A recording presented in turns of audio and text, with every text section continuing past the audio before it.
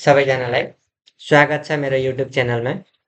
म हजुरहरू समक्ष नयाँ भिडियो लिएर उपस्थित भइसकेको छु र आजको भिडियोमा चाहिँ म हजुरहरूलाई मूल्य अभिवृद्धि कर ऐन 2052 अनुसार यो मूल्य अभिवृद्धि कर ऐनको पालना नगर्दाखेरि हुने दण्ड अथवा हामीले गरेको के कसुर गर्दाखेरि के दण्ड जरिवाना हुन्छ भन्ने कुरा जुन चाहिँ मूल्य अभिवृद्धि कर ऐन 2052 को दफा 29 मा व्यवस्था गरेको छ त्यो चाहिँ दण्ड र सजाय सम्बन्धी व्यवस्था छ। म तपाईहरुलाई यो ऐनमा भएका सम्पूर्ण कसुरहरुमा के दण्ड सजाय हुन्छ भन्ने कुरा चाहिँ यहाँ जानकारी दिँदैछु। मूल्य अभिवृद्धि कर ऐन 2052 को दफा 29 को उपदफा 1 मा भएका व्यवस्था जहाँ के कसुर गर्दा कति दण्ड सजाय हुन्छ भन्ने कुरा म हजुरहरुलाई यहाँ जानकारी दिँदैछु। जसले चाहिँ मूल्य अभिवृद्धि कर ऐन अनुसार मूल्य अभिवृद्धि करमा दर्ता गर्न दिएको आदेश अथवा कारोबार मूल्य अभिवृद्धि कर लाग्ने कारोबार गरेर दर्ता नगरेको छ र दर्ता गर्न कर अधिकृतले आदेश दिइसक्दा पनि आदेश पालना नगरेको अथवा दफा 10 को उपदफा 1 मा भएको व्यवस्था भनेकै त्यही हो। जस्तो त्यो चाहिँ के त भन्दाखेरि मूल्य अभिवृद्धि करमा दर्ता हुनुपर्ने व्यक्तिले दर्ता नगरी कारोबार गरेमा चाहिँ के हुन्छ भन्दाखेरि प्रत्येक पटक 20,000 रुपैयाँ जरिमाना हुन्छ। तर म तपाईहरुलाई अर्को कुरा नि जानकारी गराउँदैछु के त भन्दाखेरि यो जति जरिमानाका कुरा छन् यी सबै जरिमाना चाहिँ कर अधिकृतले गर्न सक्ने भन्ने व्यवस्था छ। कर अधिकृत भन्नाले चाहिँ त्यहाँ चाहिँ कर अधिकृतदेखि लिएर आन्तरिक राजस्व विभागको चाहिँ निर्देशकसम्मलाई जनाउँछ। कर अधिकृतले गर्न सक्ने भने 20,000 रुपैयाँ जरिमाना हुन सक्छ। अब यो 20,000 रुपैयाँ जरिमाना चाहिँ के भन्दाखेरि मूल्य अभिवृद्धि करमा दर्ता हुने पर्ने व्यक्तिले अथवा दर्ता भएर मात्रै गर्नुपर्ने कारोबार दर्ता नभई गरेमा चाहिँ प्रत्येक पटक 20,000 रुपैयाँ जरिमाना हुन्छ। अर्को चाहिँ दर्ता प्रमाणपत्र मूल्य अभिवृद्धि करमा दर्ता भइसकेपछि दर्ता प्रमाणपत्र तोकिएको स्थानमा कारोबार स्थलमा सर्वसाधारणले देख्ने गरी नराखेमा अथवा व्यावसायिक प्रयोजनमा दर्ता नम्बर प्रयोग नगरेमा भन्दाखेरि के गर्दा त बिल बिजकमा जहाँ चाहिँ दर्ता नम्बर प्रयोग गर्नुपर्ने थियो त्यहाँ प्रयोग नगरेमा वा देख्ने ठाउँमा नराखेमा चाहिँ के हुन्छ पटक्कै पछि 1,000 रुपैयाँ जरिमाना हुन सक्छ भन्दा नि हुन्छ।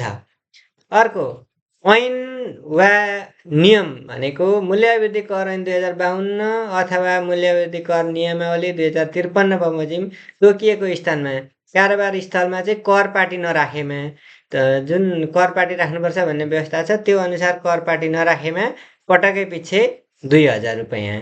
त्यस्तै अर्को चाहिँ के त भन्दाखेरि दर्ताको दरखास्तमा उल्लेखित विवरणमा भएको परिवर्तनको जानकारी 15 दिनभित्र कर अधिकृतलाई नदिएमा भनेको चाहिँ मूल्य अभिवृद्धि करमा दर्ता हुँदाखेरि चाहिँ एउटा विवरण थियो एउटा कारोबार थियो अथवा जुन थियो त्यो चाहिँ सम्बन्धित निकायमा परिवर्तन भइसक्यो तर मूल्य अभिवृद्धि कर जुन आन्तरिक राजस्व विभाग अन्तर्गतको निकायमा चाहिँ त्यो परिवर्तन भएको जानकारी चाहिँ 15 दिनभित्र नदिएमा चाहिँ त्यो अद्यावधि गरेन भने चाहिँ पटकै पछि 10,000 रुपैयाँ जरिमाना हुने व्यवस्था छ।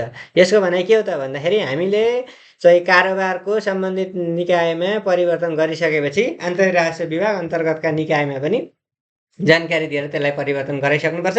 गराइएन भने पटक्कै पछि अनुगमन भएको अवस्थामा पटक्कै पछि 10,000 रुपैयाँ भनेको अघिल्लोचोटि जरिमाना भइसकेको छ र दोस्रोचोटिको अनुगमन भने हामीले त्यसलाई सुधार गरेन भने दोस्रोचोटि पनि जरिमाना हुन्छ।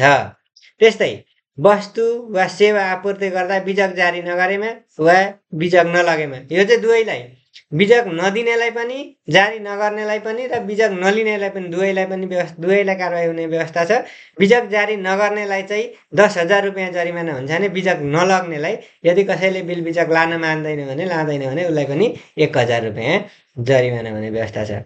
अब अर्को के छ भन्दाखेरि 10,000 रुपैयाँ भन्दा बढी मूल्यको कर लाग्ने वस्तु जो चाहिँ मूल्य अभिवृद्धि कर लाग्ने वस्तु हो र कुल मूल्य 10,000 भन्दा बढी छ र त्यो ढुवानी गर्दाखेरि चाहिँ ढुवानीको माल सामान सँगसँगै कर बिजक छैन भने प्रमाणित हुने कर बिजक छैन तर 10,000 भन्दा बढीको माल वस्तु ढुवानी हुँदैछ भने चाहिँ त्यसरी ढुवानी गरिरहेको अवस्थामा चाहिँ पटक्कै पछि 10,000 रुपैयाँ जरिमाना हुन्छ। यसको मतलब 10,000 भन्दा बढी मूल्य भएको वस्तु ढुवानी गर्दा वस्तु सँगसँगै कर बिजक पनि हुनुपर्छ। अर्को व्यवस्था के छ भन्दाखेरि दर्ता नभएको व्यक्तिले कर असुल गरेमा वा कर असुल गरेको देखाउने बिजक जारीमा भनेको मूल्याभिवृद्धि करमा जारी दर्ता नभइकन मूल्याभिवृद्धि करको बिल बिजक जारी गरेमा अथवा चाहिँ कर असुलेमा चाहिँ त्यसरी उठाएको करको 100% चाहिँ जरिमाना हुन्छ। जस्तो मूल्याभिवृद्धि करमा दर्ता नभइकन मूल्याभिवृद्धि कर असुल गर्यो भने चाहिँ 100 रुपियाँ असुल गरेको छ भने चाहिँ 100 नै रुपियाँ जरिमाना हुन्छ।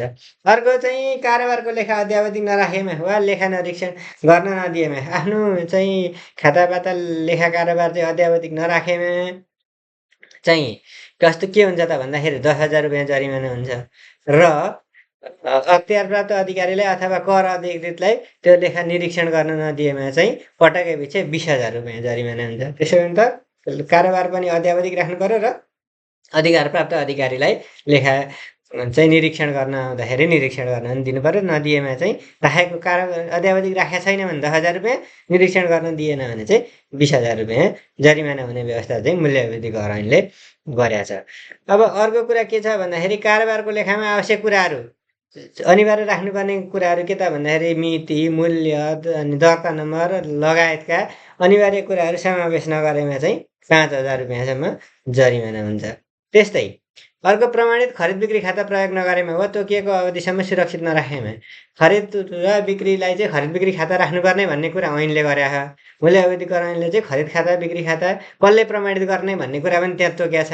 हो त्यो तोकिएको ऐनमा तोकेको प्रमाणित गर्नुपर्ने व्यक्तिले प्रमाणित नगरेको अथवा खरिद बिक्री खाता नराखेमा चाहिँ 10,000 रुपियाँ जरिमाना हुन्छ।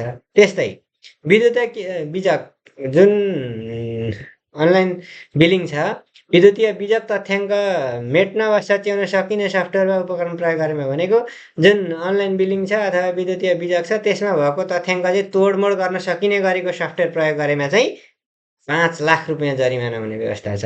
अर्को विद्युतीय सफ्टवेयर उत्पादक, वितरक वा प्रयोगकर्ताले विभागले तोकेको कार्यविधि वा निर्देशन पालना नगरेमा भनेको आन्तरिक राजस्व विभागले विद्युतीय बिजक जारी सम्बन्धी विभिन्न कार्यविधि निर्देशन पालना गरे के भन्छ सार्वजनिक गरे। अनि अर्को कुरा सूचीकृत पनि गरे कुन कुन उत्पादकको कुन कुन सफ्टवेयर चाहिँ प्रयोग गर्न पाउने भने हो ती कार्यविधि निर्देशन पालना नगरेमा चाहिँ 5 लाख रुपियाँ जरिमाना हुन्छ। अर्को तोकिएको म्यादभित्र कर विवरण पेश नगरेमा भनेको चाहिँ मूल्याभिवृद्धि करमा दर्ता भएका करदाताले चाहिँ मासिक, चौमासिक, त्रैमासिक कर विवरण राखेर त्यो अवधि सकिएको अर्को महिनाको 25 गतेभित्र कर विवरण दाखिला गर्नुपर्ने भन्ने मूल्याभिवृद्धि कर ऐनमा व्यवस्था छ। यी व्यवस्थाहरू पालना नगरेमा चाहिँ कति जरिमाना हुन्छ भन्दाखेरि जति कर लाग्यो त्यसको प्रतिदिन 0.05% वा प्रति कर अवधि 100 रुपियाँ जुन बढी हुन्छ त्यति जरिमाना लाग्छ। यदि आफूले गरेको कारोबारको कर मूल्याभिवृद्धि करको 0.05% प्रतिदिनका दरले हिसाब गर्दाखेरि 1,000 भन्दा बढी भएमा त्यो रकम भएन भने चाहिँ 1,000 रकम चाहिँ के हुन्छ जरिमाना हुन्छ। यसलाई हामीले बुझ्ने भाषामा चाहिँ के भन्न सकिन्छ भन्दाखेरि विवरण भ्याट विवरण पेश गर्ने ढिलो विवरण पेश गरेमा हुने जरिमाना हो। अब अर्को कर अधिकृतले जाँचबुझ वा लेखा परीक्षण कार्यमा चाहिँ बाधा विरोध गरेमा कर अधिकृतले चाहिँ लेखा श्रेष्ठता जाँचबुझ गर्दाखेरि चाहिँ त्यसमा बाधा विरोध गरेमा चाहिँ पटकै पछि 5,000 जरिमाना व्यवस्था गरेको छ। त्यसको मतलब के हो भन्दाखेरि जुन लेखा कारोबारको जाँचबुझ गर्न आउने कर अधिकृतलाई जाँचबुझ गर्न दिनुपर्छ, नदिएमा 5,000 जरिमाना हुन्छ। अर्को न्यून बिजजीकरण गरी बिल काटेमा भनेको वस्तुको मूल्यभन्दा कम मूल्यको बिल बिजक जारी गरेमा प्रत्येक बिजकको लागि 2,000 रुपियाँ चाहिँ जरिमाना हुने व्यवस्था छ। त्यस्तै उपदफा 2 बमोजिम जरिमाना बिगोको 100% मध्ये जुन बढी हुन्छ सो रकम बिगोको चाहिँ 100% मध्ये जुन बढी हुन्छ त्यो चाहिँ जरिमाना हुने व्यवस्था छ न्यून बिजयीकरणको लागि। अर्को के छ त भन्दाखेरि ऐन मूल्याभिवृद्धि कर ऐन वा त्यो अन्तर्गत बनेका नियमहरूमा उल्लेखित व्यवस्थाहरू उल्लङ्घन गरेमा त्यो नियममा भएका व्यवस्थाहरू उल्लङ्घन गरेमा पालना नगरेमा चाहिँ पटकै पछि 1,000 रुपियाँ जरिमाना हुने व्यवस्था छ। त्यस्तै अरू व्यवस्था के छ भन्ने कुरा म यहाँ हजुरहरूलाई जानकारी गराउँदैछु। अर्को चाहिँ के छ त भन्दाखेरि ऐन नियमको पालना नगरी कर दायित्व घटाएमा अथवा गलत दाबी गरेमा भनेको चाहिँ गलत विवरण पेश गरेमा चाहिँ के हुन्छ, बिगोको 25% जरिमाना हुन्छ। त्यस्तै खरिद खातामा उल्लेख भएभन्दा बढी मौजा राखेमा अथवा स्टक फेला पारेमा, ओभर स्टक भएमा चाहिँ के हुन्छ, सो वस्तु चाहिँ खरिद खातामा अथवा जुन चाहिँ आफ्नो मौजदात विवरणमा चाहिँ अद्यावधि गर्न लगाइन्छ र त्यसको मूल्यको 50%ले हुन आउने रकम जरिमाना गरिन्छ। अर्को के छ भन्दाखेरि वस्तु तथा सेवाको हस्तान्तरण नभई केवल झुट्टा बिल बिजक वस्तुको कारोबार गरेन, बिल मात्रै जारी गर्यो भने चाहिँ त्यसलाई के हुन्छ, जारी गरेको बिजक मूल्यको 50% जरिमाना वा 6 महिनासम्म कैद वा दुवै सजाय हुन सक्छ। जुन जारी गरेको मूल्य छ त्यसको 50% जरिमाना वा 6 महिना कैद वा दुवै सजाय हुन सक्छ। अर्को दर्ता हुनुपर्ने दायित्व भएर पनि दर्ता नगरी कारोबार गरेमा, मूल्य अभिवृद्धिकरमा दर्ता हुनुपर्ने कारोबार छ तर दर्ता नगरेमा चाहिँ कर बिगोको 50% जरिमाना हुन्छ। त्यस्तै अर्को व्यवस्था के छ भन्दाखेरि झुटा लेखा बिजक तयार गरेमा, जालसाजी गरी कर छलेमा वा दफा 30 को उल्लङ्घन गरी कारोबार निलम्बन अवधिमा व्यापार गरेमा, जुन कारोबार निलम्बन के हुँदाखेरि निलम्बन हुने भन्ने व्यवस्था छ, त्यो अवस्थामा कारोबार गरेमा अथवा झुटा लेखा बिजक तयार गरेमा, जालसाजी गरेमा चाहिँ कर बिगोको 100%, 100% जरिमाना वा 6 महिना कैद वा दुवै सजाय हुन सक्छ। मूल्य अभिवृद्धि कर ऐनमा यी यस्ता व्यवस्था गरेको छ। त्यस्तै अर्को के छ त भन्दाखेरि